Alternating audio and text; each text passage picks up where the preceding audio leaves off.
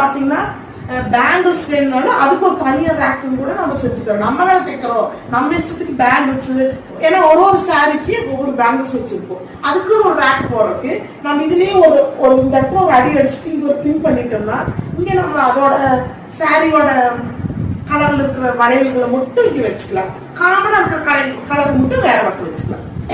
இப்ப பாருங்க, நான் இது ஒண்ணு பண்ணிருக்கிறேங்க. எல்லா சாரிக்கும் எங்க பாப்பாவுக்கு நான் பவுஸ் தைச்சு கொடுத்துட்டேன். இப்ப இதுல பாத்தீங்கன்னா முட்டுல பட்டன் வச்சு இதுல ஒரு காது மாதிரி வச்சிருக்கிறேன். இன்னொன்னு, நான் ஆரம்பத்துல தைக்கிற போது எந்த ஐடியா இல்லாம ஒரு பவுச் தைக்கணுங்கிற ஒரு ஐடியால மட்டும் 2 ரேக் வச்சு தைச்சுட்டுங்க. அதுக்கப்புறமா எங்க பொண்ணு ஒவ்வொரு தடவை ஒரு சாரி எடுக்கிற போது பாத்தீங்கன்னா அது என்ன சாரின்னு உள்ள திறந்து உள்ள போய் பாக்குறாங்க. அப்புறம் அவங்க எழுதி வச்சுக்கிட்டாங்க, எல்லா சாரியிலும் என்னென்ன கலர்னு எழுதி வச்சுட்டாங்க.